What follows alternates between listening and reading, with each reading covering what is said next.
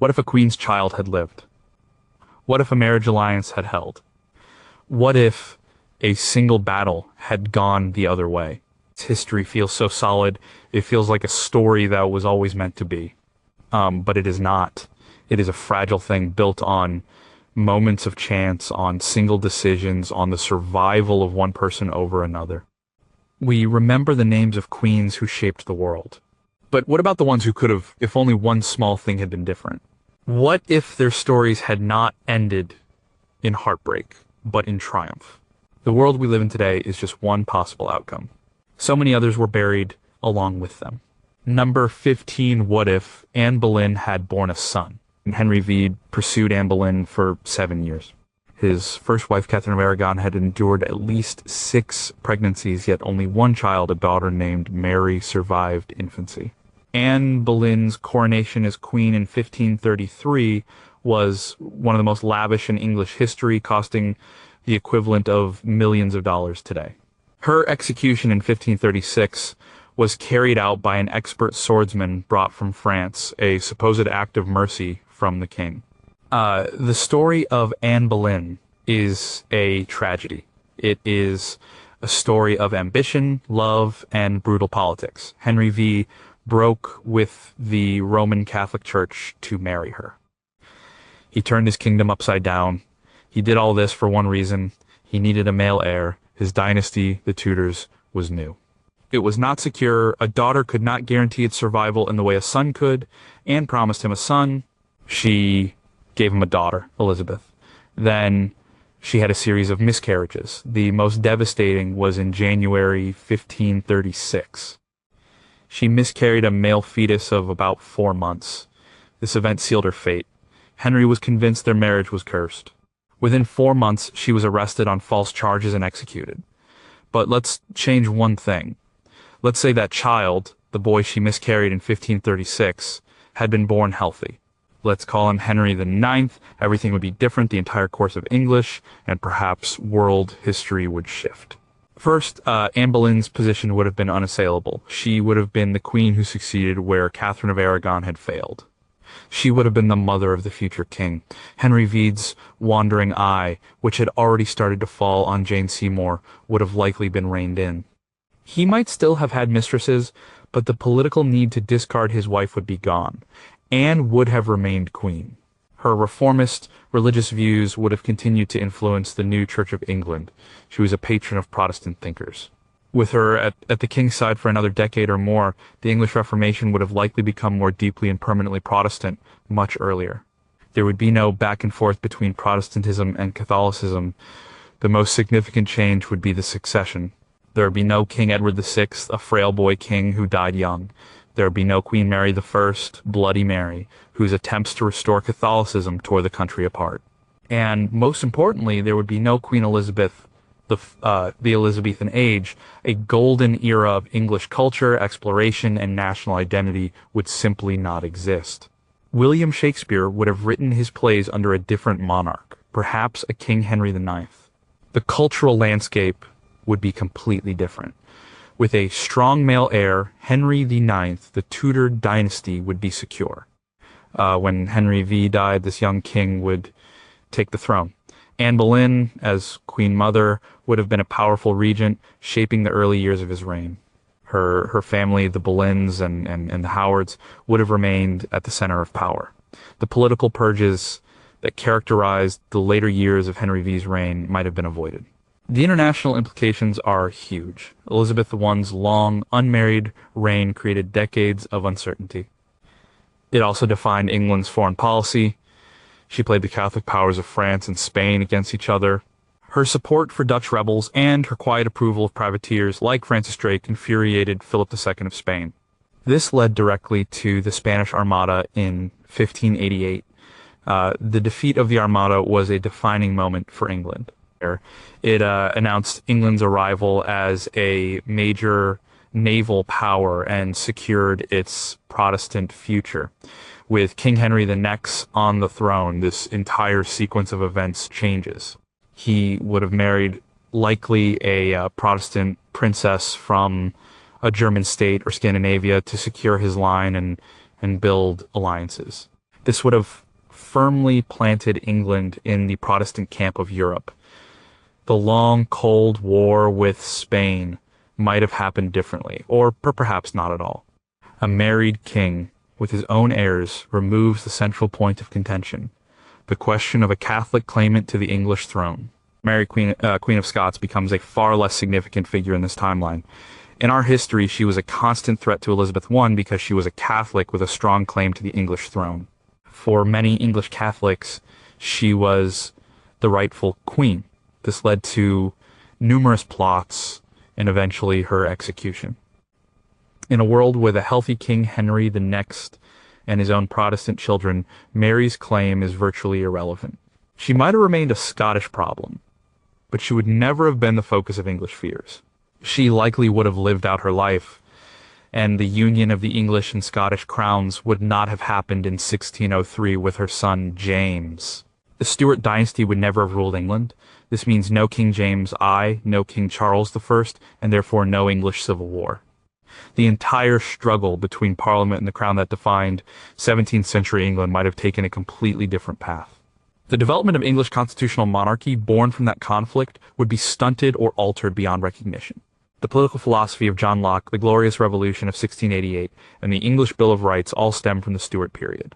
Without the Stuarts, the foundations of modern Western democracy look very different. Anne Boleyn's survival and the birth of her son would have created a more stable, more straightforward 16th century for England. The country would have been spared the violent religious swings of Edward, Mary, and the uncertainty of Elizabeth's early reign. But it would have come at a great cost. The Elizabethan golden age of culture, the defeat of the Armada, the rise of England as a naval power, and the unique political developments of the 17th century were all direct consequences of Anne's failure to produce a male heir. Her personal tragedy, in a strange twist of fate, set the stage for England's future greatness. Had she succeeded, England might have become a more stable, but perhaps a less dynamic and influential European power. Number 14, what if Cleopatra and Mark Antony had won at Actium? The Battle of Actium in 31 BC was one of the largest naval engagements in the ancient world, with nearly 400 Roman ships on one side and about 230 Egyptian and Roman ships on the other. Mark Antony, a brilliant Roman general, was 52 years old at the time of the battle. His opponent, Octavian, was only 32. Cleopatra the Caesar was the last active ruler of the Ptolemaic kingdom of Egypt. She spoke at least 9 languages, including Egyptian, which was rare for her Greek-descended dynasty. The defeat at Actium was the end for Cleopatra and Mark Antony. They fled the battle, their massive fleet was destroyed, and their legions on land surrendered without a fight. Within a year, Octavian pursued them to Alexandria. Antony took his own life, believing Cleopatra was already dead. She, in turn, ended her own life to avoid being paraded through Rome in Octavian's triumphal procession. Octavian became Augustus, the first Roman emperor. He ruled for 40 years, establishing the Pax Romana, a period of relative peace and stability that lasted for 2 centuries. Rome became the undisputed master of the Mediterranean. But what if the winds had blown differently on that September day? What if the combined fleet of Antony and Cleopatra had won? The world we know would be unrecognizable. The victory would not just have been a military one, it would have been an ideological one. It would have meant the triumph of a different vision for the future of the Roman world. An immediate consequence of victory at Actium would be the death or capture of Octavian. With his main rival gone, Antony would be the sole master of the Roman state. He would have marched on Rome, not as a conqueror, but as the victor of a civil war, the man who brought peace. The Senate would have had no choice but to grant him whatever titles and powers he desired. But Antony's Rome would not have been Octavian's Rome. Antony's power base, his political center of gravity, was in the east. He was deeply connected to the Hellenistic world. His partner in politics and in life was Cleopatra. Their vision was not for a Latin-centric empire governed from Italy, but for a Roman Hellenistic hybrid, a dual empire with 2 capitals, Rome in the west and Alexandria in the east. Alexandria was, at the time, perhaps the greatest city in the world. It was a center of learning, culture, and wealth that far outshone Rome.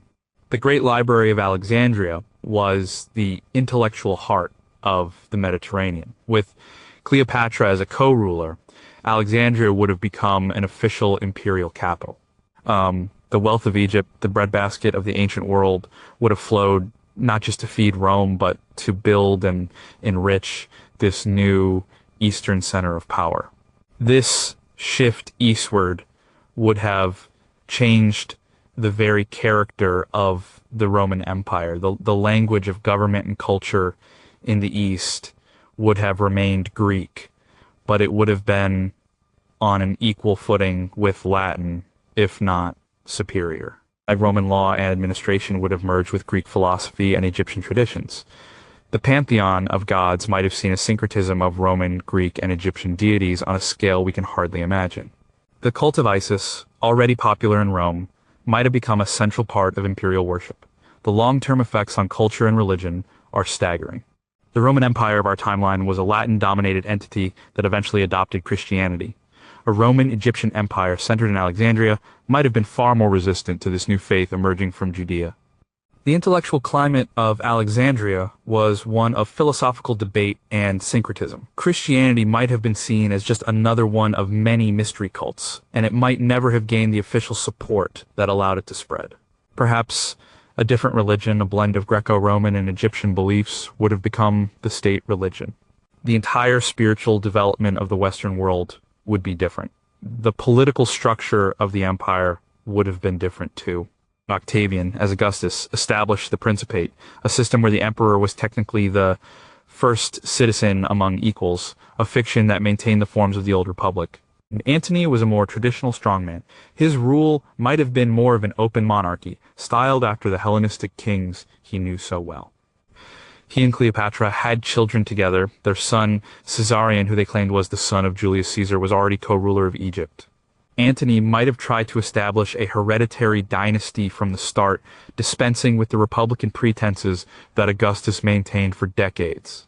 This Eastern-focused empire would have faced different challenges. It would have been better positioned to deal with the Parthian Empire, Rome's great rival in the East, and Antony had experience fighting them.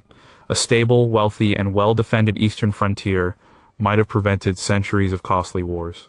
Conversely, the western frontiers in Germania and Britannia might have been neglected. The expansion into northern Europe might have stalled or never happened. England might never have become a Roman province. The Franks and Goths who eventually overran the Western Roman Empire would have faced a different kind of Rome, one whose attention and resources were primarily directed eastward.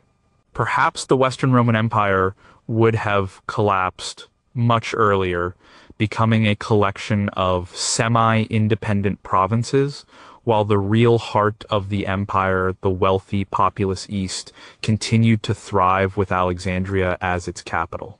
In a sense, this is what happened in our timeline, but much later, with the split between the Western and Eastern Byzantine empires. A victory at Actium would have made this split the reality from the very beginning. The fall of Rome in the 5th century AD might just have been the fall of the Western provinces, an event of little consequence to the glorious, Greek-speaking, Egyptian-influenced Roman Empire still ruling from the banks of the Nile. The legacy of Rome in Europe would be a shadow of what it became. The foundations of Western civilization would not be Roman law and Latin, but something far more complex, a fusion of cultures that we can only guess at. Number 13. What if Queen Boudica had succeeded in driving the Romans out? In 60 AD, the Roman army in Britain was busy campaigning in North Wales, on the island of Anglesey, a center of the Druids. The Roman governor Gaius Suetonius Paulinus commanded a force of around 20,000 men. The Iceni tribe, whose lands were in modern-day Norfolk, had been a client kingdom of Rome, but after their king died, the Romans annexed his territory. His wife, Boudica, was publicly flogged, and their daughters were assaulted. This brutal act of humiliation ignited a massive rebellion. The rebellion led by Boudica was terrifyingly effective at first. Her tribal coalition, numbering perhaps as many as 100,000, destroyed the Roman colony of Camulodunum Colchester. They then marched on Londinium London and Verulamium St. Albans, burning them to the ground and killing their inhabitants. Archaeological evidence shows a thick red layer of burned debris in London from this event. It is estimated that 70,000 to 80,000 Romans and pro-Roman Britons were killed. The Roman Ninth Legion was heavily defeated in a surprise attack. For a moment, It looked like Roman rule in Britain was over. But Suetonius Paulinus marched his army back from Wales and met Boudica's forces at a location we still don't know, somewhere along the Roman road known as Watling Street. Despite being heavily outnumbered, the superior discipline and tactics of the Roman legionaries won the day. The Britons were slaughtered, and Boudica took her own life rather than be captured. But what if Boudica had won that final battle? What if Suetonius Paulinus and his 2 legions had been destroyed, just like the 9th? This single event would have fundamentally altered the history of the island of Britain, and by extension, the history of Europe. The immediate consequence of a Roman defeat at Watling Street would have been the complete collapse of Roman authority in Britain. With their main army destroyed and their governor killed, the remaining Roman garrisons would have been isolated and vulnerable. They would have been hunted down and eliminated by the victorious British tribes. The Emperor Nero, already facing troubles elsewhere in the empire, would have been faced with a stark choice: either commit a massive new invasion force, far larger than the original one, to reconquer the rebellious province, or cut his losses and abandon Britain altogether. Given the immense cost in men and money, and the psychological blow of such a defeat, it is highly likely Nero would have chosen to withdraw. In Britain was a new province on the very edge of the known world. It was not essential to the empire's economy or security. The Roman frontier would have been pulled back to the coast of Gaul, France. The English Channel would have become a permanent border. So what would a non-Roman Britain have looked like? It would have remained a patchwork of Celtic tribes. The process of Romanization, which gave Britain its first cities, roads, written language, Latin, and unified administration, would have never happened. There would be no Roman London, no York, no Bath. The straight Roman roads that still form the basis of many British transport routes would not exist. The island would have continued its own Iron Age development, politically fragmented and culturally Celtic. This Celtic Britain would have been a very different place when the next waves of invaders arrived centuries later. The Anglo-Saxons, who in our timeline invaded a former Roman province with a Romano-British population, would have instead encountered a land of warring Celtic tribes. They might still have invaded, but the nature of the conquest would be different.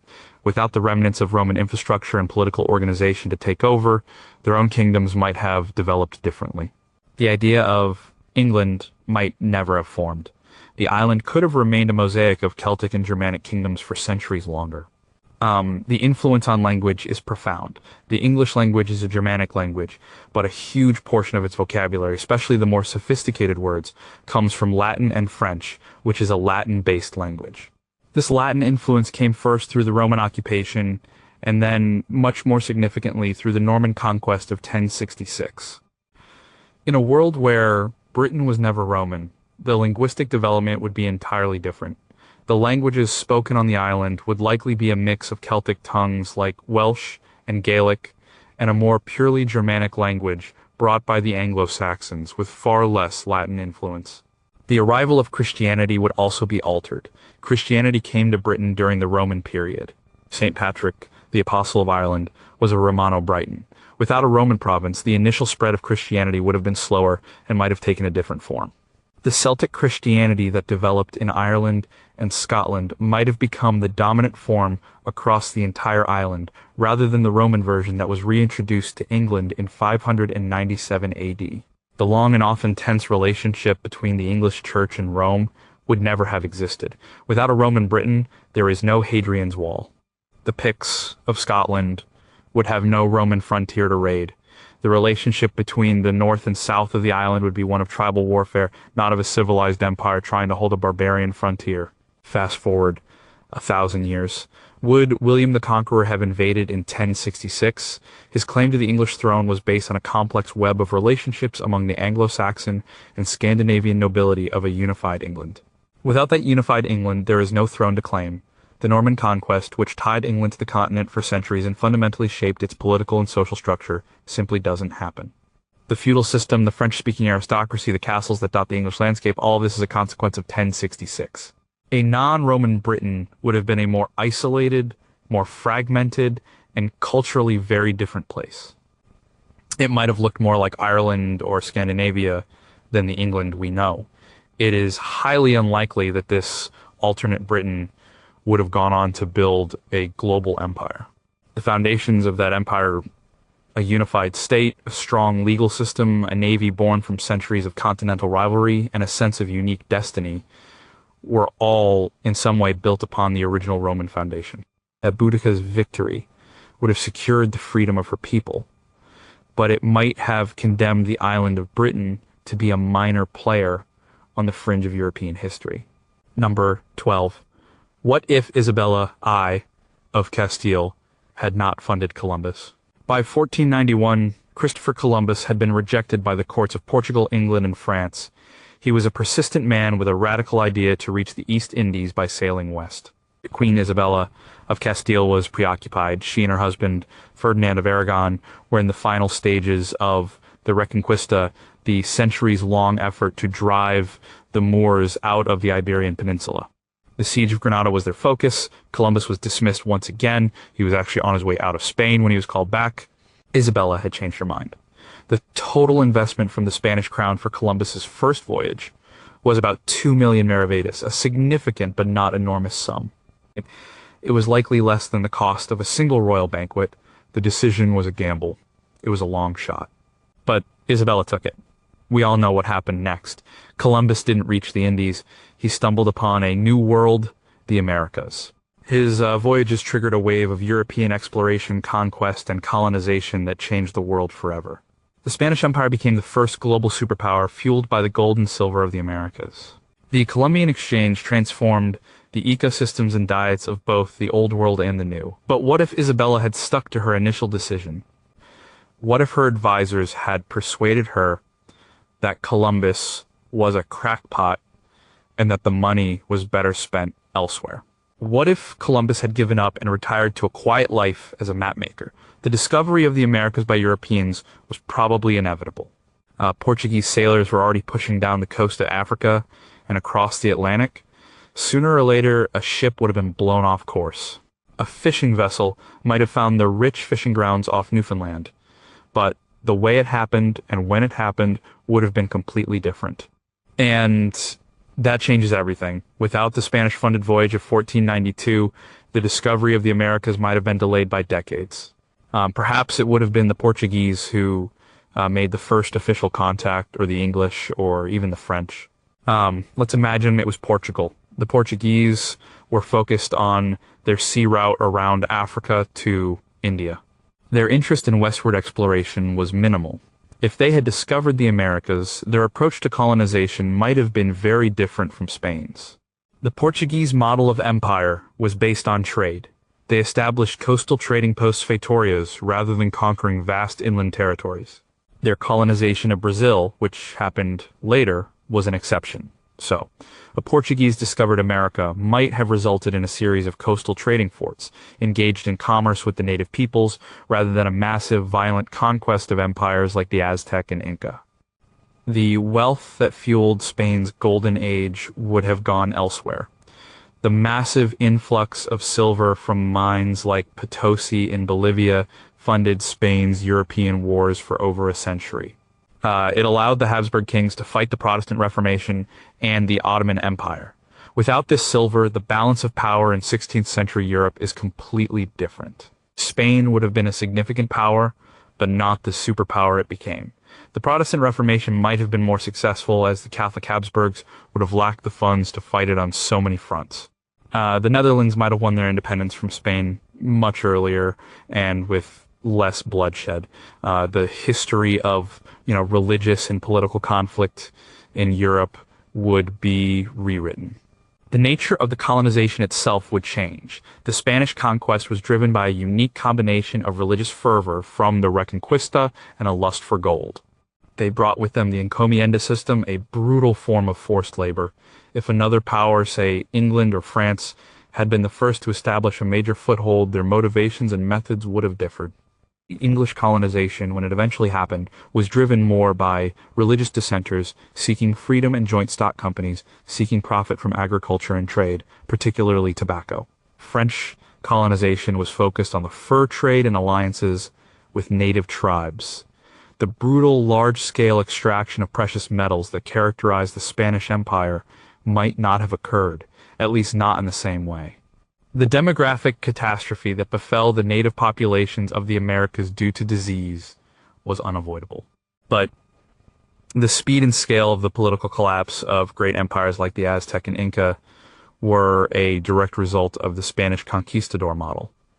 A more gradual, trade-focused European arrival might have given these empires more time to adapt to new technologies and diseases.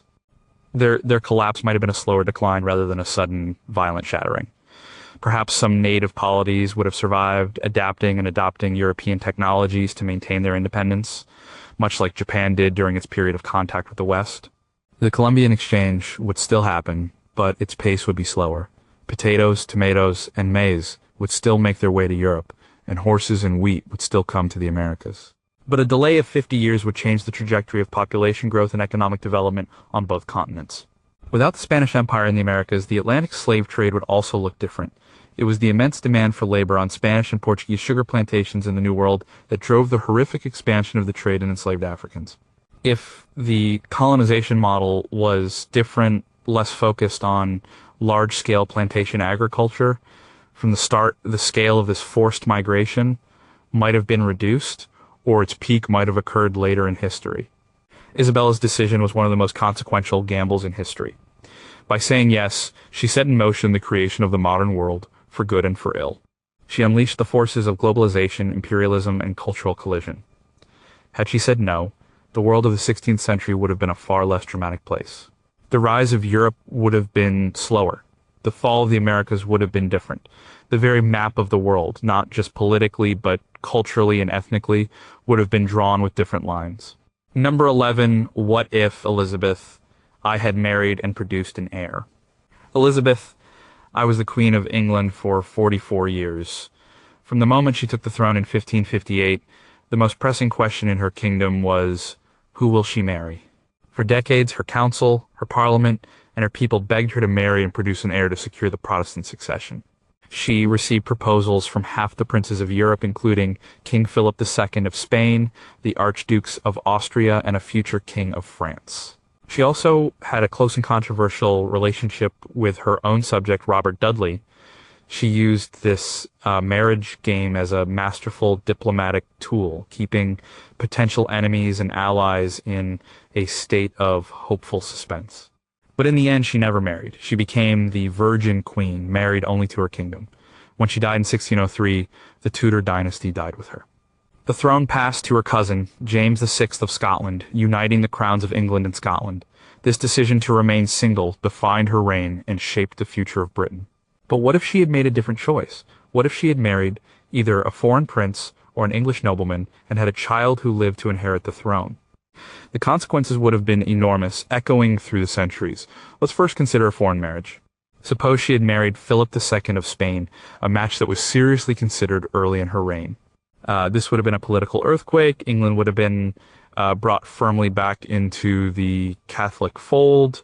The English Reformation would have been reversed, not by force as her sister Mary had tried, but through a powerful political alliance. And England would have become a junior partner to the mighty Spanish Empire. Its foreign policy would have been dictated from Madrid. The long rivalry that led to the Spanish Armada would never have happened. Instead, English ships and sailors might have been fighting alongside the Spanish against the Protestant Dutch or the Ottoman Turks. England's independent destiny as a Protestant naval power would have been extinguished before it began. Or imagine she had married a French prince like the Duke of Anjou. This would have tied England to France, its traditional enemy. This alliance might have been aimed at countering Spanish power, but it would have entangled England in continental politics in a way it had always tried to avoid. A half-French heir on the English throne would have been a source of endless political strife and suspicion. Now, let's consider the most likely domestic candidate, Robert Dudley. A marriage to Dudley would have avoided the problem of foreign influence, but it would have created a massive internal crisis. Dudley was unpopular with the other nobles. He was suspected of having murdered his first wife. A marriage to him might have triggered a civil war, with other noble factions, like the Howards, rising up against the new king consort. But if they had weathered the storm and produced an heir, an English child with no foreign allegiances, the Tudor dynasty would have been secure. The most profound consequence of Elizabeth having an heir, regardless of the father, is that the Stuart dynasty would never have come to power in England. James VI of Scotland would have remained James VI of Scotland. The personal union of the crowns in 1603 would not have occurred. Scotland and England would have remained two separate, often hostile kingdoms for much longer. The creation of Great Britain in 1707 might have been delayed by centuries or never happened at all. The political development of England would have been completely different. The Stuart kings, James I and his son Charles I, had a firm belief in the divine right of kings. Their absolutist tendencies clashed with a growingly assertive English parliament. This clash led directly to the English Civil War, the execution of Charles I, the brief republic under Oliver Cromwell, and the eventual Glorious Revolution of 1688, which established the principle of parliamentary sovereignty. This entire crucial century of political conflict, which laid the groundwork for modern constitutional monarchy and representative government, was a product of the specific personalities and beliefs of the Stuart monarchs. A Tudor successor to Elizabeth, let's call him Henry the 90, would have inherited a different tradition. The Tudors were autocratic, but they were also masters of political manipulation. They knew how to manage parliament. A Tudor king or queen in the 17th century would have likely continued this tradition, avoiding the direct head-on confrontation that the Stuarts provoked. The English Civil War, a defining trauma and turning point in English history, would probably have been avoided.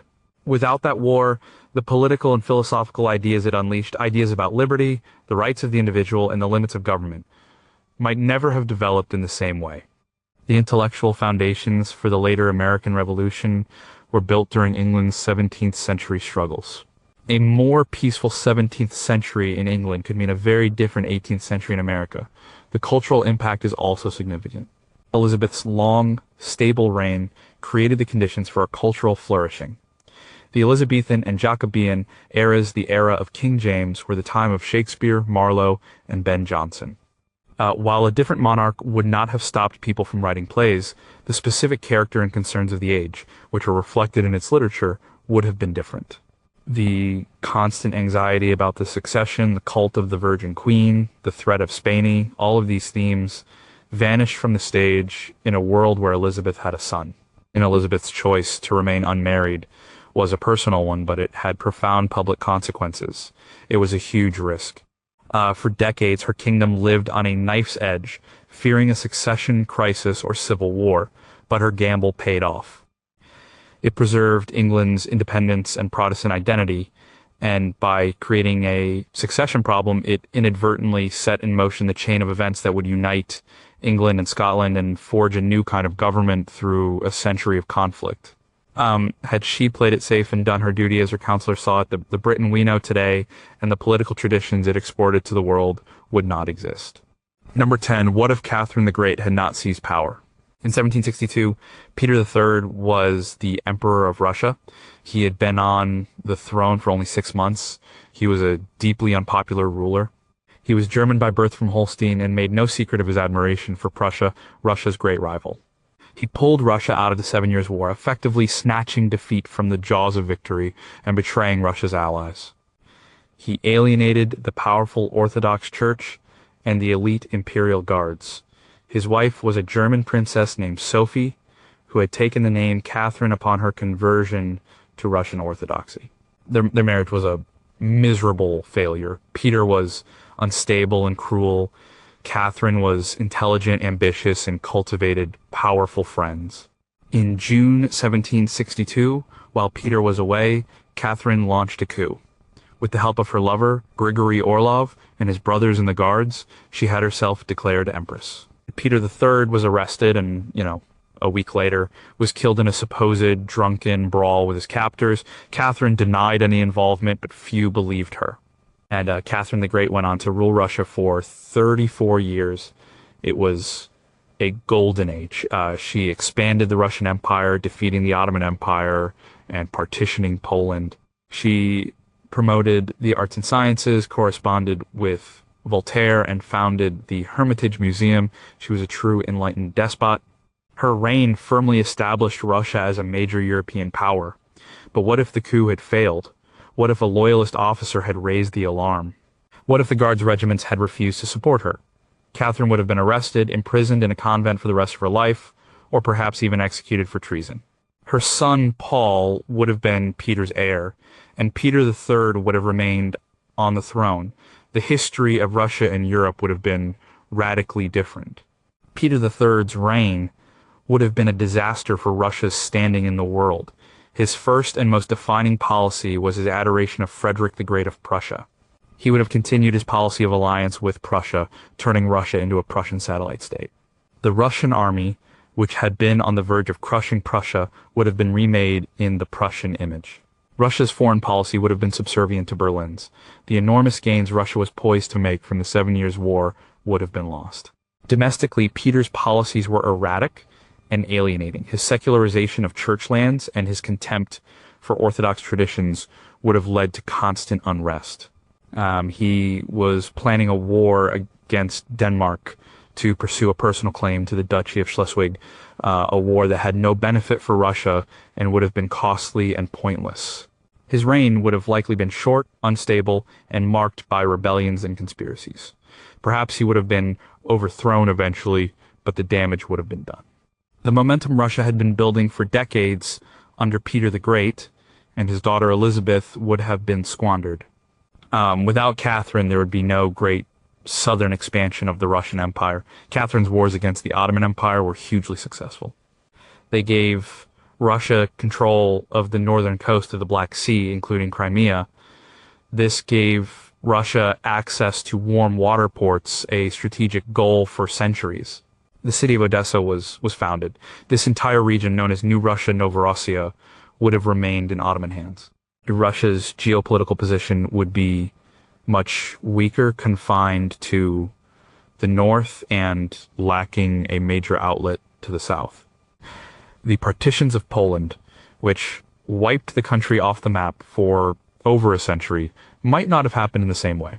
The partitions were a cynical but effective piece of power politics engineered by Catherine, Frederick the Great of Prussia, and Maria Theresa of Austria. Or Peter III, as a client of Frederick, might have gone along with a Prussian plan, but it's unlikely he would have had the diplomatic skill or the military clout to secure the massive share of territory Catherine won for Russia. Poland might have survived as a weak buffer state, or it might have been partitioned solely between Prussia and Austria. The cultural and intellectual life of Russia would have been impoverished. Catherine was a genuine intellectual. She championed the Enlightenment in Russia. She promoted education, founded schools, and encouraged literature and science. While she was also a ruthless autocrat, her reign created a cultural climate that produced the first great Russian writers and thinkers. Peter III had no interest in such things. His passions were military drills and his violin. The Russian Enlightenment would have been stillborn. The long-term consequence for the Russian monarchy is also important. Catherine's successful and glorious reign solidified the power of the autocracy. She proved that a strong, intelligent ruler could make Russia great.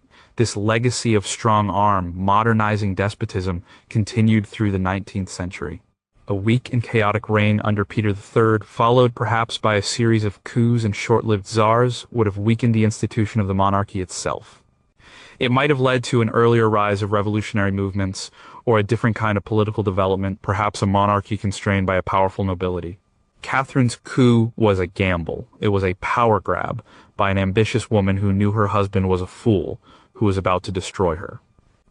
By seizing the throne, she did not just save herself, she saved Russia from a ruler who was actively working against its national interests. Her long and largely successful reign was a personal triumph that had massive geopolitical consequences. It set Russia on the path to becoming the vast, powerful, and culturally significant empire of the 19th century.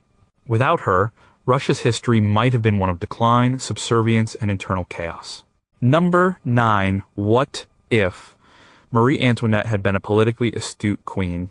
Marie Antoinette was the Archduchess of Austria, married to the future Louis XVI of France in 1770 to seal an alliance between the two rival powers.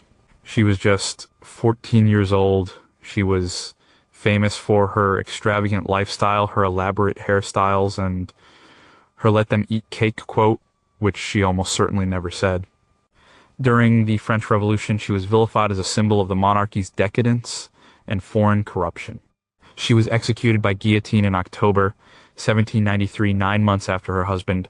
The historical caricature of Marie Antoinette is of a frivolous, airheaded queen who is completely out of touch with her people. The reality is more complex, but it is true that she lacked political skill. She was poorly educated in matters of statecraft and history. Her early years in France were spent in the insulated, gossip-fueled world of the court at Versailles. She made political enemies by favoring her own circle of friends. During the Revolution, her advice to her husband was often poor. She consistently pushed him to resist compromise with the moderate revolutionaries and to rely on foreign intervention. But what if she had been different? What if, instead of being a political liability, she had been a savvy and astute partner to her husband, Louis XVI? What if she had the political intelligence of a Catherine the Great or an Elizabeth I? The French Revolution might have taken a very different course, or perhaps it could have been avoided altogether. A politically astute Marie Antoinette would have understood the importance of public perception. She would have realized that her lavish spending and her private retreat at the Petit Trianon were fueling public resentment at a time of national bankruptcy and widespread hunger. Instead of creating a reputation for extravagance, she could have cultivated an image of piety, charity, and concern for the poor, much like other queens had done. This would have diffused much of the personal hatred directed at her, which was used so effectively as propaganda by revolutionaries. More importantly, she would have given her husband better advice. Louis XVI was a well-meaning but indecisive king. He often struggled to make firm decisions and was easily swayed. A strong, intelligent queen could have provided the backbone he lacked. During the crucial early years of the financial crisis, a savvy Marie Antoinette would have pushed Louis to support his reform-minded finance ministers like Turgot and Necker. These ministers proposed sensible reforms like taxing the privileged nobility and clergy. In our history, these reforms were blocked by the powerful vested interests at court. Marie Antoinette, with her circle of aristocratic friends, was part of the problem. An alternate Marie Antoinette would have thrown her weight behind the reformers. If these reforms had been passed in the 1770s or 1780s, the state's bankruptcy might have been averted, and the primary trigger for the revolution of 1789 would have been removed. Even if the revolution had still begun, a politically skilled queen could have changed its trajectory. She would have recognized the power of the moderate faction in the early days of the National Assembly. She would have urged Louis to embrace the role of a constitutional monarch, to work with figures like Mirabeau, who wanted to preserve the monarchy within a new, reformed system. In our timeline, Marie Antoinette distrusted these moderates and pushed for a hardline, counter-revolutionary stance. This refusal to compromise radicalized the opposition and ultimately doomed the monarchy. The infamous flight to Varennes in June 1791 was a turning point. It was the royal family's failed attempt to escape Paris and join loyalist troops. The plan was largely organized with the Queen's involvement. It was a disaster. Their capture and return to Paris destroyed what little trust the people had left in the king. It made him look like a traitor. A politically astute queen would have seen the immense risk of such a plan. She would have argued against it, or at least ensured it was better organized. Avoiding this one catastrophic event could have preserved the possibility of a constitutional monarchy. A different Marie Antoinette would not have placed her faith in her brother, the Holy Roman Emperor, to invade France and restore her family to power. This reliance on foreign armies was what sealed her fate and led to the accusations of treason. A queen who understood the new powerful force of French nationalism would have known that this was the worst possible move. She would have urged her husband to position himself as the king of the French people, not as an ally of France's enemies. If the monarchy had survived in a constitutional form, the entire history of modern Europe changes. There would have been no reign of terror. There would have been no Thermidorian reaction, and most significantly, there would have been no rise of Napoleon Bonaparte. Napoleon was a product of the chaos and opportunity of the radical revolution and the wars that followed. Without that chaos, he would have likely remained an obscure artillery officer in the Royal Army. Without Napoleon, there are no Napoleonic Wars. The map of Europe is not redrawn, the Holy Roman Empire is not dissolved, the seeds of German and Italian nationalism sown by the French invasions are not planted in the same way. The legal and administrative reforms that Napoleon brought to much of Europe, the Napoleonic Code, do not happen. The 19th century would look completely different. Marie Antoinette is often blamed for causing the French Revolution. That is unfair. The revolution had deep social and economic causes that she did not create, but her political ineptitude and her poor judgment certainly made a terrible situation worse. She and her husband consistently made the wrong choice at every turning point. A queen with more wisdom and political sense could have guided the French monarchy through the storm. She could have helped it bend instead of break. Her personal failure was not just a tragedy for her family, it was a catalyst that helped unleash one of the most violent and transformative periods in human history. Number 8. What if Empress Wu Zetian had failed to establish her own dynasty? Wu Zetian was the only woman in the entire history of China to rule as emperor in her own right. She began her life at court as a concubine to Emperor Taizong of the Tang dynasty. After his death, she became a concubine to his son, Emperor Gaozong. She was intelligent, ruthless, and politically brilliant. She eliminated her rivals, became the empress consort, and eventually gained total control over the government as her husband's health failed. After his death, she ruled through her sons, but in 690 AD, she deposed them, declared the founding of her own dynasty, the Zhou, and took the title of emperor. She ruled for 15 years. Her reign was a period of major political and social change, and she expanded the empire to its greatest extent. In 705, when she was over 80 and very ill, she was forced to abdicate in favor of her son, restoring the Tang dynasty. Wu Zetian's rise to power was extraordinary. It defied 2,000 years of Confucian tradition that strictly barred women from ruling. She used a secret police to eliminate her enemies, promoted talented men from lower classes into the government based on merit, and elevated the status of Buddhism over Taoism. She was a controversial but undeniably effective ruler. But what if she had failed? Her position was always precarious. She faced constant opposition from the old guard Confucian officials and the powerful Li family of the Tang imperial clan. What if one of the many plots against her had succeeded? What if the coup that eventually deposed her in 705 had happened 15 years earlier, before she could declare her own dynasty? If Wu Zetian had been removed from power in 690, the Tang dynasty would have continued uninterrupted. Her son, Zhongzong, would have remained on the throne as a conventional emperor, likely dominated by the powerful aristocratic clans of the Northwest that Wu had worked so hard to suppress. The most immediate consequence would have been a restoration of the old order. Wu Zetian's reign was a radical attack on the traditional power base of the Chinese state. She distrusted the established aristocratic families and deliberately promoted officials who came up through the civil service examination system. This system, which selected officials based on their knowledge of the Confucian classics, had existed before, but Wu expanded it and made it a central pillar of her government. It created a new class of scholar officials who were loyal to the state and the emperor, not to their own powerful families. This policy shifted the center of power in China away from the hereditary aristocracy and towards a meritocratic bureaucracy. If she had failed, this process would have been reversed. The old aristocratic clans would have reasserted their dominance.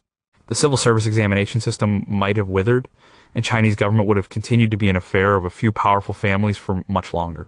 And Wu Zetian was also a devout Buddhist. She used Buddhism as a tool to legitimize her rule.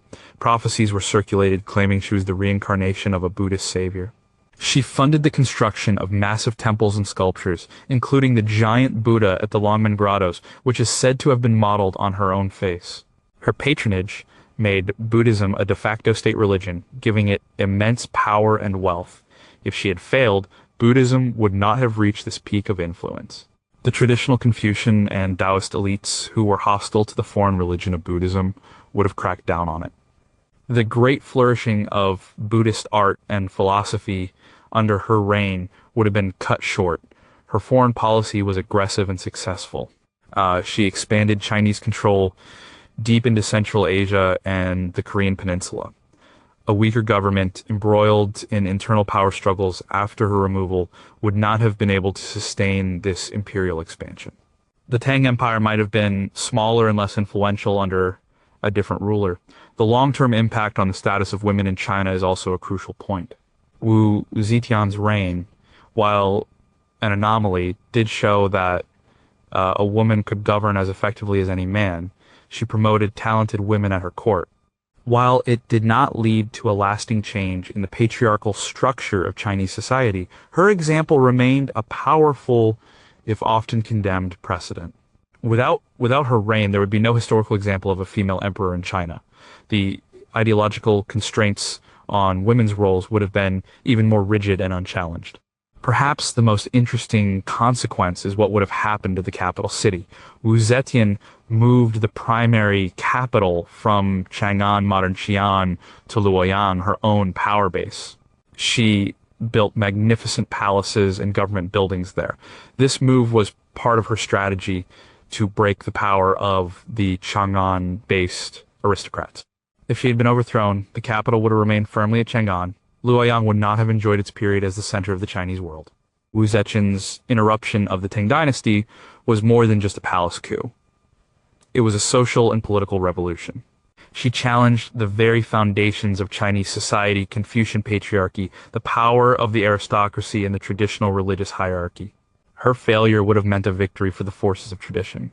The Tang dynasty would have been more aristocratic, more conventionally Confucian, and less open to the influence of Buddhism and men of humble origins.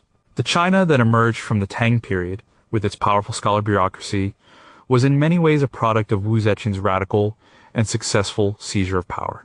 Number 7. What if Eleanor of Aquitaine's first marriage had lasted? Eleanor of Aquitaine was one of the most powerful women of the Middle Ages. At the age of 15, she inherited the vast Duchy of Aquitaine, a territory in southwestern France that was larger and wealthier than the lands controlled by the King of France himself. In 1137, she married the heir to the French throne, who became King Louis VII. They were married for 15 years and had 2 daughters. But the marriage was unhappy. Louis was a pious, monkish man, while Eleanor was high-spirited and worldly. She famously complained that she had married a monk, not a king. She accompanied him on the Second Crusade, a disastrous expedition where their relationship completely broke down amid rumors of her infidelity. In 1152, their marriage was annulled on the grounds of consanguinity. They were distant cousins. Just 8 weeks later, Eleanor did something shocking. She married the young, dynamic Henry Plantagenet, Duke of Normandy, and Count of Anjou. 2 years after that, in 1154, he became King Henry II of England. Their combined territories created the Angevin Empire, a massive collection of lands that stretched from the borders of Scotland to the Pyrenees. And Eleanor and Henry had 8 children together, including 2 future kings of England, Richard the Lionheart and John. But what if her first marriage had held? What if she and Louis VII had managed to produce a male heir, and their marriage had continued? The map of Europe and the history of both France and England would have been completely different. If Eleanor had remained Queen of France and given Louis VII a son, the Duchy of Aquitaine would have been permanently and directly incorporated into the French crown's domain. In our timeline, Aquitaine became an English possession through her marriage to Henry II, and it was the source of conflict between England and France for the next 300 years. The 100 Years' War was fought in large part over the English king's claim to French territories that stemmed from Eleanor. With Aquitaine firmly in French hands from the 12th century, the central cause of this epic conflict would be gone. The French monarchy would have become far more powerful far earlier. The addition of Aquitaine's wealth and manpower would have given the French king a decisive advantage over his powerful, rebellious vassals. The long, slow process of centralizing royal power in France, which took centuries, would have been dramatically accelerated. Or France might have become a unified, powerful state much sooner. Meanwhile, England's history would be unrecognizable. Without Eleanor, Henry II would still have become King of England, but he would have been a much less powerful one. He would have been King of England and Duke of Normandy, but not the ruler of the vast Angevin Empire. He would not have controlled more of France than the French king. England would have remained a more isolated island kingdom, its focus on its own affairs rather than on defending vast continental possessions. The very character of the English monarchy and aristocracy would have changed. The Angevin kings were French. They spoke French and spent much of their time in their French domains. The English court was a French-speaking court. This created a cultural and linguistic divide between the rulers and the rule that lasted for generations. Without the connection to Aquitaine, the English monarchy would have become English much more quickly. The lives of Eleanor's famous sons would be completely different. There would be no Richard the Lionheart, the great crusading king of England. He would have been born a French prince, the heir to the French throne. There would be no King John of England. This means no rebellion by the English barons against John's disastrous rule, and that means no Magna Carta. The Magna Carta, the foundational document of English and later American law, which established the principle that the king is not above the law, was a direct result of the specific failures of a specific king, John. It was forced upon him by barons who were furious about his high taxes, needed to fight for his lost French lands, and his arbitrary rule. With no King John, the single most important document in the history of constitutional liberty might never have been written. Eleanor's personal life would also have been vastly different. She would have been Queen of France, perhaps a powerful and influential one, but she would not have been the central figure in the turbulent politics of the Angevin court. Her famous rebellion against her second husband, Henry II, where she encouraged her sons to rise up against their father, would not have happened. She would not have been imprisoned by Henry for 16 years. The annulment of Eleanor's first marriage was a pivotal moment in medieval history.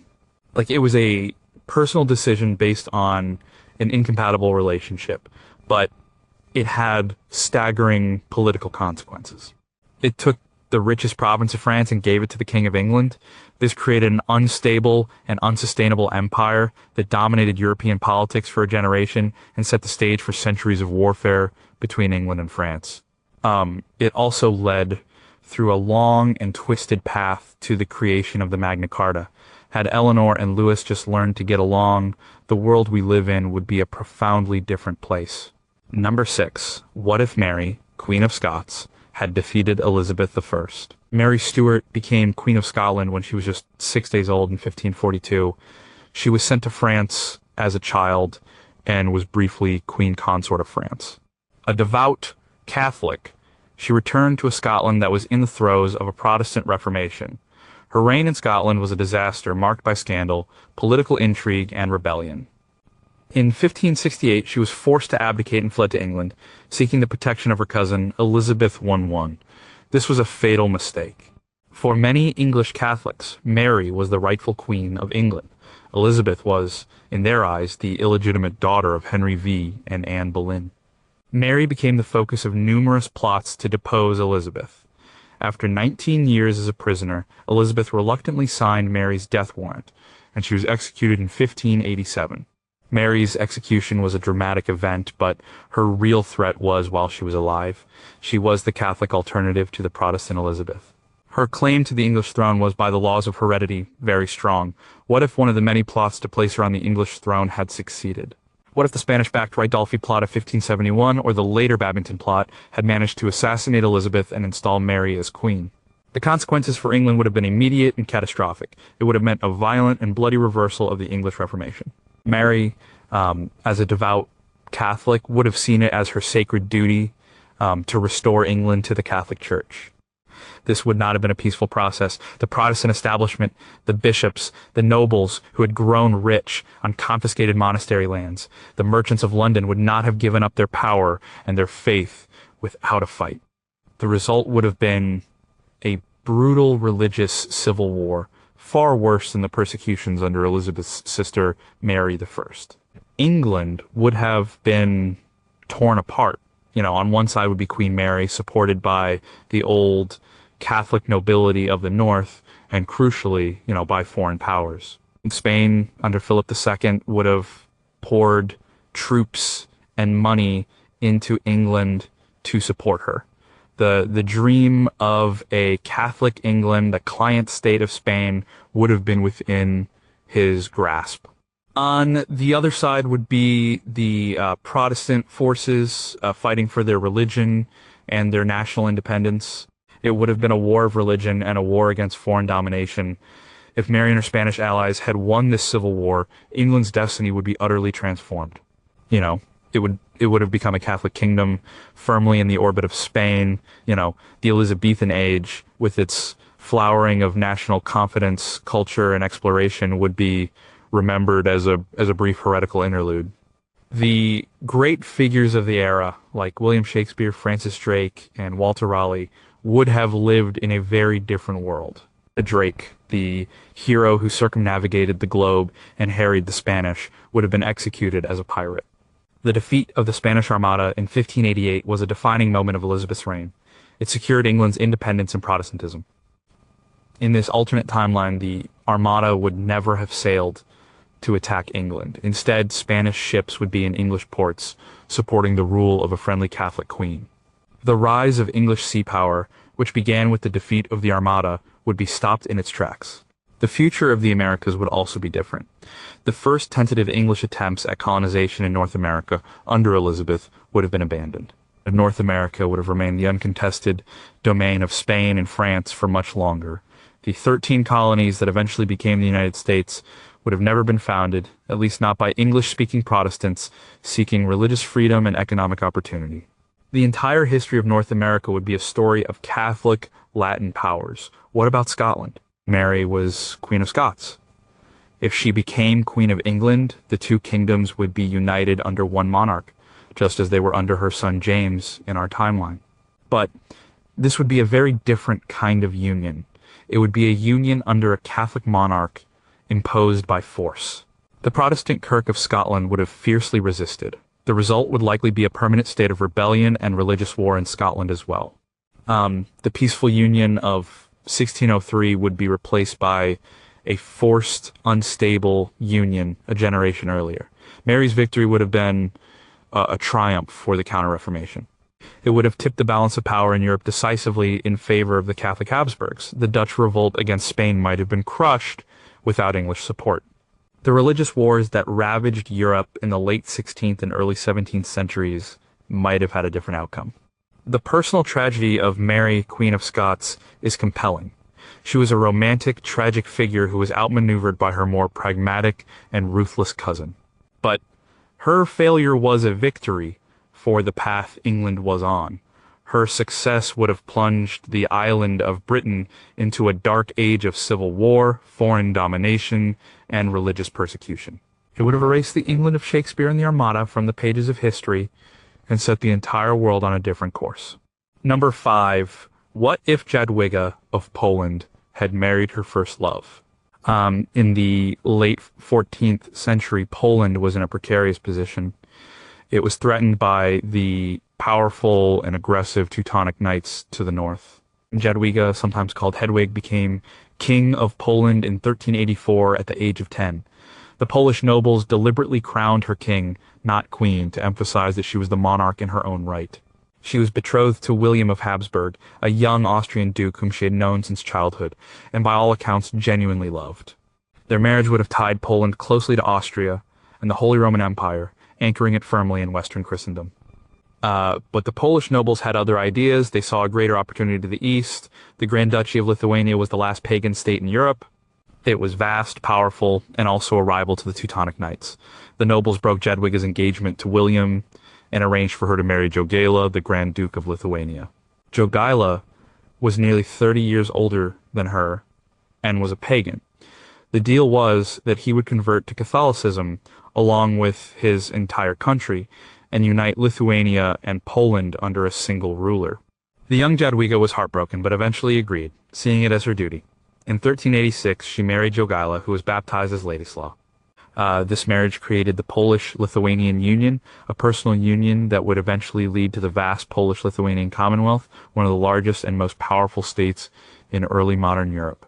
But what if Jadwiga had defied the nobles? You know, what if she had insisted on marrying her childhood love, William of Habsburg?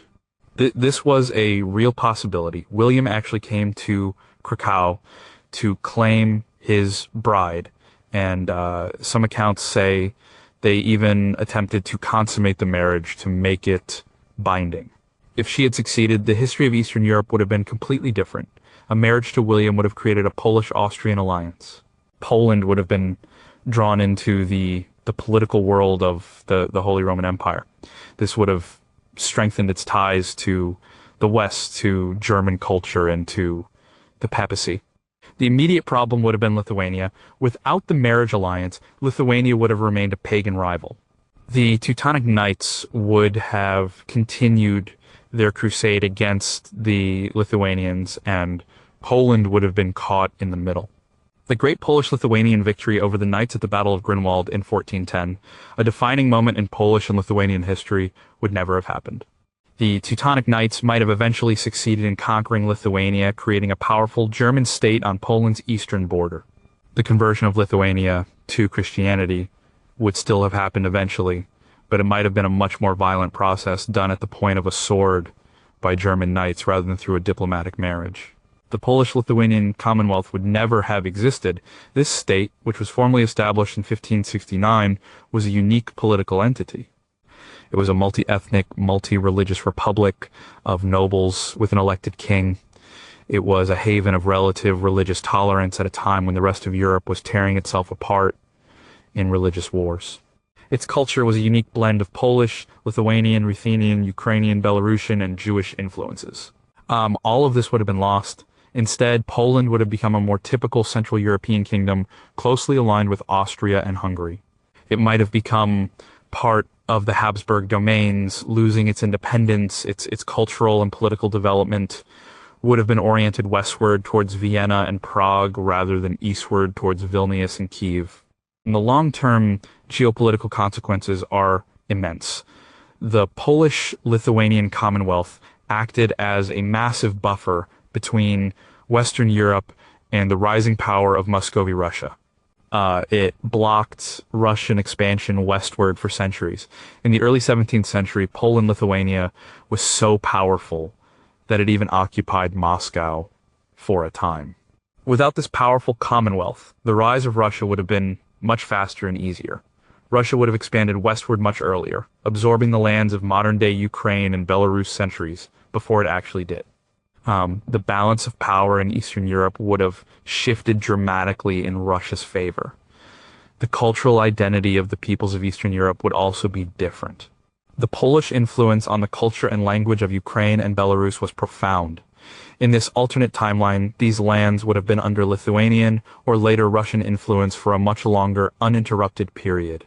The idea of a separate Ukrainian or Belarusian identity might have developed differently, or not at all. Jadwiga's choice was a personal sacrifice that had enormous historical consequences. She gave up her own happiness for what she was told was the good of her kingdom. Her decision created a new superpower in Eastern Europe. It peacefully brought the last pagan nation into the Christian fold. It created a unique political experiment in tolerance and elective monarchy, and it checked the power of both the Teutonic Knights and the rising state of Russia for centuries. Had she followed her heart, Poland might have become a minor Germanized state, and the map and culture of Eastern Europe would be unrecognizable to us today.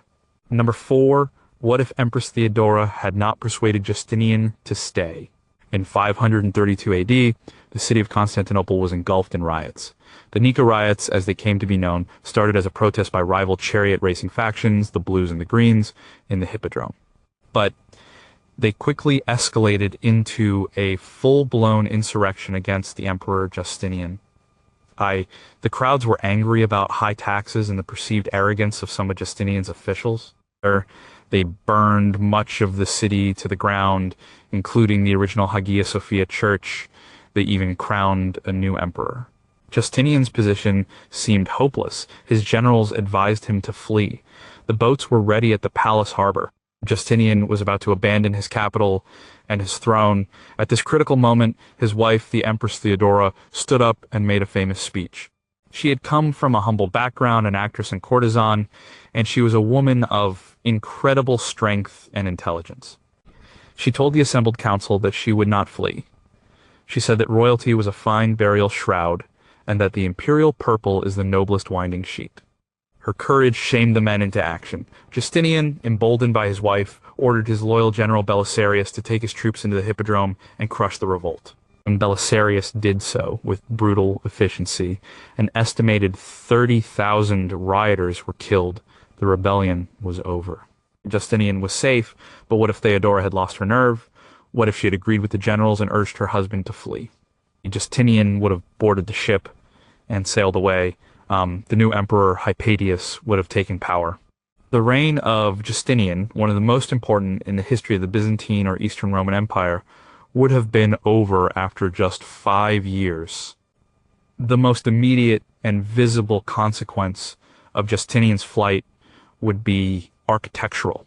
After the riots, Justinian rebuilt Constantinople on a grander scale than ever before. His greatest achievement was the new Hagia Sophia, the Church of Holy Wisdom. With its massive, seemingly floating dome, it was an engineering marvel and the largest and most magnificent church in the world for 1,000 years. It defined Byzantine architecture and remains one of the world's most iconic buildings. Without Justinian, the Hagia Sophia would never have been built.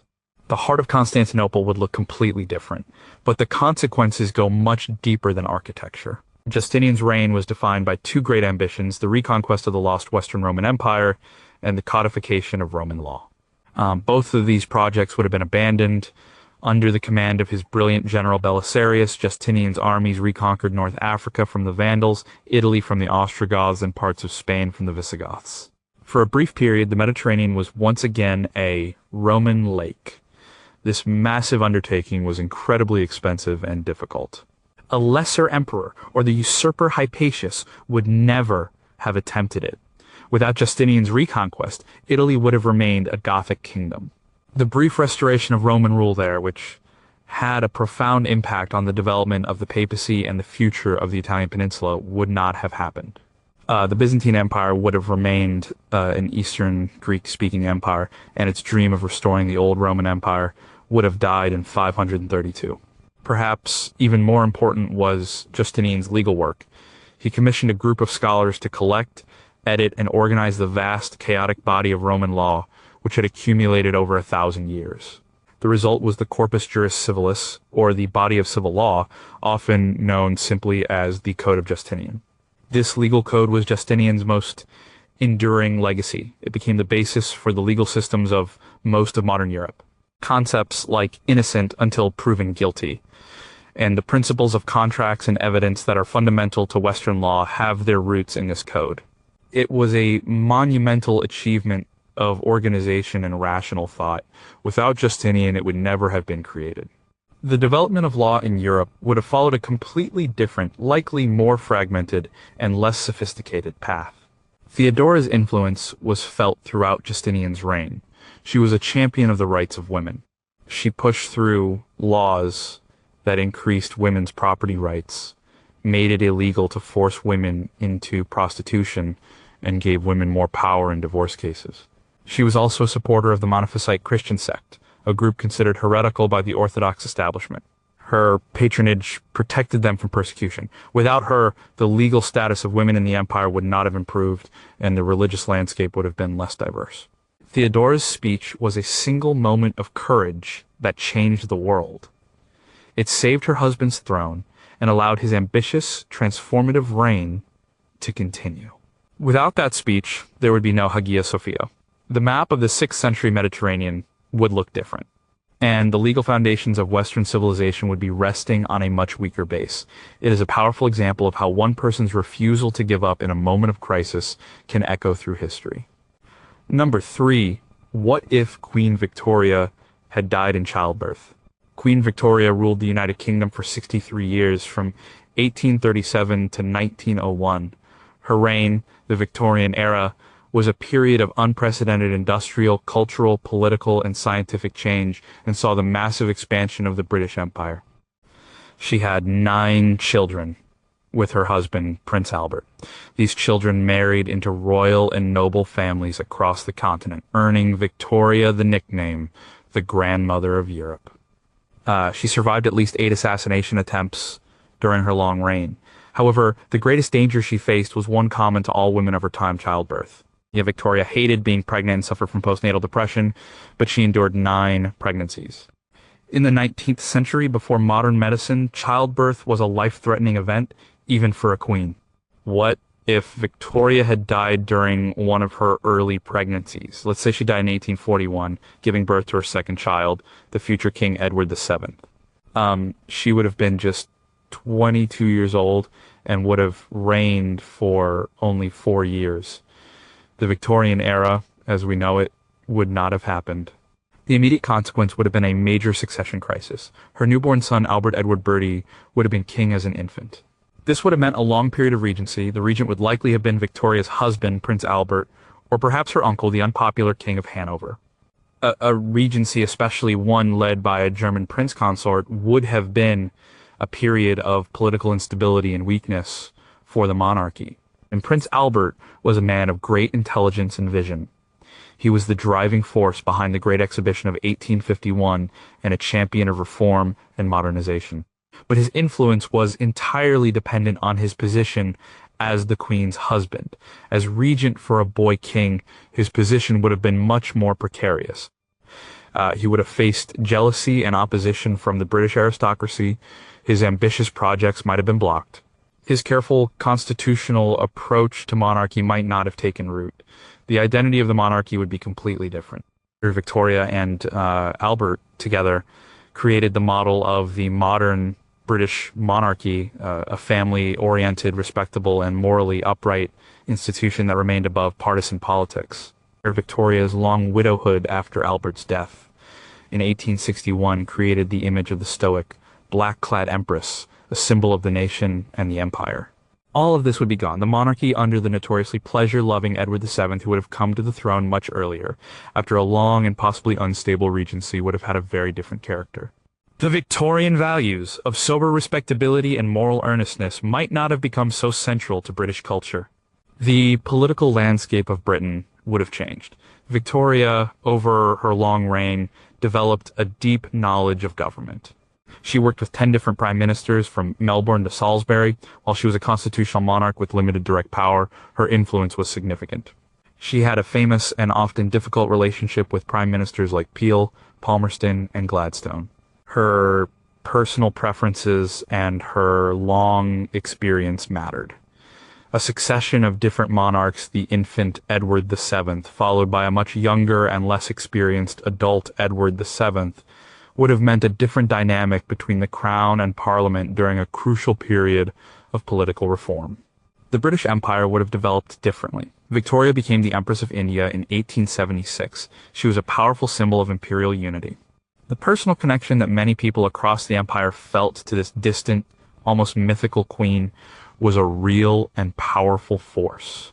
Without her long reign as a focal point, the ideological justification for the empire might have been weaker. Victoria's role as the grandmother of Europe was also highly significant. By the end of her life, her descendants sat on the thrones of Germany, Russia, Greece, and Spain. This web of family relationships did not prevent the First World War, but it did shape European diplomacy for decades. The specific genetic legacy she passed on hemophilia had a tragic and direct impact on the Russian royal family, contributing to the instability that led to the Russian Revolution. A different set of royal marriages would have created a different European political network and a different genetic map. The Victorian era was not just named after the Queen. It was profoundly shaped by the length of her reign and the character she and her husband projected. Her death in 1841 would have left Britain with a boy king and a German regent. It would have led to a period of political uncertainty instead of the remarkable stability of the mid-19th century. The monarchy would have been a less respected institution, the culture would have been less Victorian. The empire would have lacked its central symbol. The single, fragile life of a young woman in childbirth held the future of a global empire in its hands.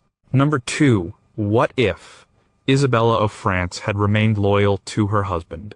Isabella of France was the daughter of the powerful King Philip IV of France. In 1308, she married King Edward II of England. Their marriage was meant to heal the rift between the two kingdoms, but Edward II was a disastrous king. He was incompetent, politically inept, and lavished favor and power on his male favorites, first Piers Gaveston and later Hugh Despenser. He alienated his barons and his wife. Isabella was publicly humiliated by the Despensers, who stripped her of her lands and her children. In 1325, Isabella was sent to France on a diplomatic mission. She refused to return. She took a lover, the exiled English baron Roger Mortimer. Together, they raised an army. In 1326, they invaded England. Edward II's regime crumbled with almost no support.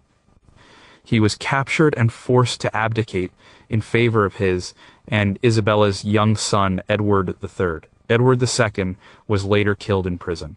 Isabella and Mortimer ruled as regents for 3 years until the young Edward III seized power for himself, had Mortimer executed, and put his mother under comfortable house arrest. Because of her ruthless overthrow of her husband, she became known as the She-Wolf of France. But what if she had not done it? What if she had been a dutiful, loyal wife? What if she had returned from France in 1325 and continued to endure her husband's disastrous rule? If Isabella had remained loyal, Edward II's reign would have continued on its destructive path. His misgovernment and his reliance on the hated Despensers had already brought England to the brink of civil war once before. It is almost certain that the barons would have risen against him again. But without Isabella as a royal figurehead, and without the support of the French, a baronial rebellion would have been a much messier and more prolonged affair. It would have been a bloody civil war between the king and his great nobles, with no clear leader for the opposition. England might have descended into a period of anarchy similar to the one under King Stephen 2 centuries earlier. The most important consequence of Isabella's inaction would be the fate of her son, the future Edward III. In our timeline, Isabella secured the throne for him. He became king as a teenager and went on to be one of England's most successful medieval kings. His 50-year reign was a period of military glory and national development. He started the 100 Years' War, and his victories at Crécy and Poitiers created a new sense of English national pride. In a timeline where Isabella stays loyal, Edward III's future is bleak. He would remain under the control of his father and the Despensers. He would likely have been forced into a marriage that suited their political interests. He would never have had the chance to develop as a leader. If a civil war had broken out, his own life would have been in danger. He might have been a casualty of the conflict, or if his father had won, he would have grown up in a deeply divided and unstable kingdom. The glorious reign of Edward III, a golden age for the English monarchy, would not have happened. The 100 Years' War, which defined the 14th and 15th centuries for England and France, might have never started, or it would have started differently. Edward III's claim to the French throne, which was the justification for the war, came through his mother, Isabella. In a world where Isabella is a loyal, powerless queen, and England is consumed by internal strife, Edward III is in no position to press any claim to the French throne. France would have been spared the devastating English invasions of the 14th century. The development of English national identity was forged in the 100 Years' War. The longbow, the weapon of the English yeoman, became a national symbol. The English language began to replace French in official use, partly as a patriotic reaction against the French enemy. This process of cultural and national consolidation would have been stunted. The fall of Edward II was also an important moment in the development of the English Parliament. Parliament was directly involved in his deposition, creating a powerful precedent that a king who failed to govern properly could be removed by the community of the realm. If Edward II had been overthrown in a chaotic civil war instead of a semi-constitutional process led by his wife, this important precedent would have been lost. Isabella's invasion was a shocking act. A queen raising an army against her own husband and king was unprecedented. It was a ruthless power play, but in a strange way, it was also a stabilizing act. It provided a swift and relatively bloodless end to a terrible reign. It put a strong and capable king on the throne. It prevented a prolonged and destructive civil war. By being a she-wolf, Isabella saved England from the folly of its king and set the stage for the reign of her brilliant son. Her loyalty would have been a disaster for the kingdom she had married into. Number one, what if Catherine of Aragon had given Henry V a son? Catherine of Aragon was a Spanish princess, the daughter of the great Isabella I of Castile and Ferdinand of Aragon. She was married to Arthur, Prince of Wales, the heir to the English throne in 1501. Arthur died just 5 months later. To preserve the Spanish alliance, Catherine was betrothed to Arthur's younger brother, the future Henry V. They married in 1509, shortly after he became king. They were married for 24 years. By all accounts, Henry loved and respected her for most of that time. Catherine endured at least 6 pregnancies.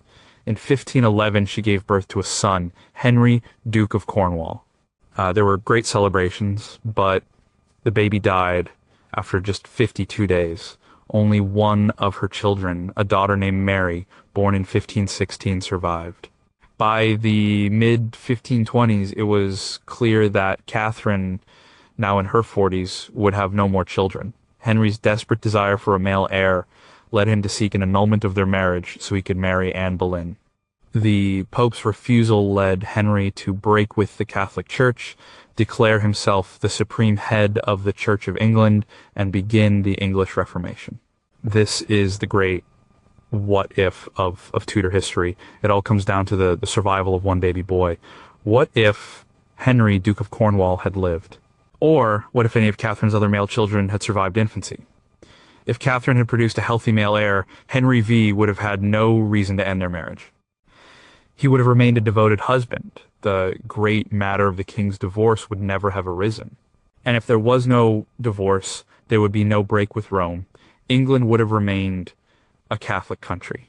The English Reformation was not just a religious event, it was the single most transformative event in English history. It changed everything. Without it, the entire subsequent history of England, and by extension the world, is completely different. First, the political and religious landscape of England would be unrecognizable. There would be no Church of England with the monarch at its head. The Pope would still be the ultimate spiritual authority. The dissolution of the monasteries, a massive seizure of church property that fundamentally reshaped the English landscape and society would not have happened. This transfer of wealth created a new class of gentry who were loyal to the Tudor dynasty and had a vested interest in Protestantism. Without it, the power structure of England would have remained much more medieval, with the church as the largest landowner. The Pilgrimage of Grace, a massive popular uprising against the Reformation, would have had no cause. And Henry V, in his youth, was a devout Catholic. He had even written a book attacking Martin Luther, for which the Pope had granted him the title Defender of the Faith. With a secure male heir, he would have likely continued to be a major Catholic monarch, an ally of the Pope, and his wife's nephew, the Holy Roman Emperor Charles V England, would have been a key player on the Catholic side of the great religious struggles of the 16th century.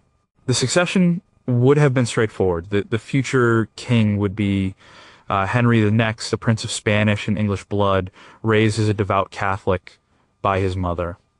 He would have married a Catholic princess, likely from the Spanish or Austrian Habsburgs, further cementing England's place in the Catholic world.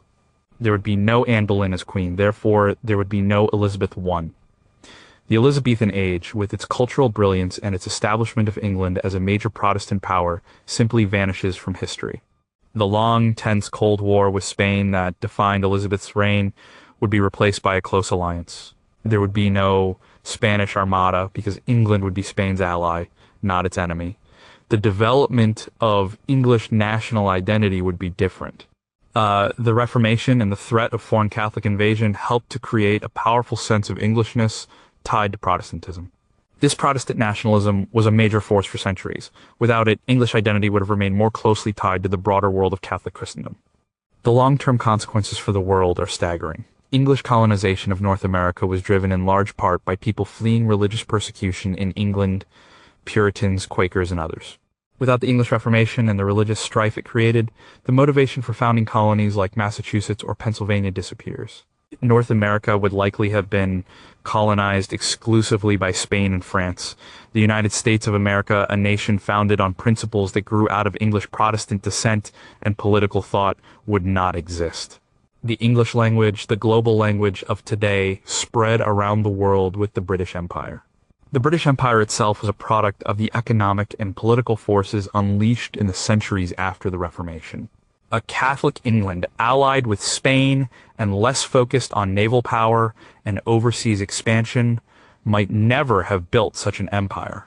Catherine of Aragon's personal tragedy, her failure to produce a surviving son, was the trigger for a chain of events that created the modern world. It led to the English Reformation, which led to the rise of England as a Protestant naval power, which led to the British Empire, and which led to the creation of the United States.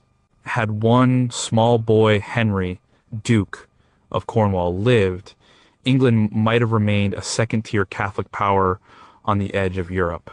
The world we know today was born from that tiny, flickering life and its loss.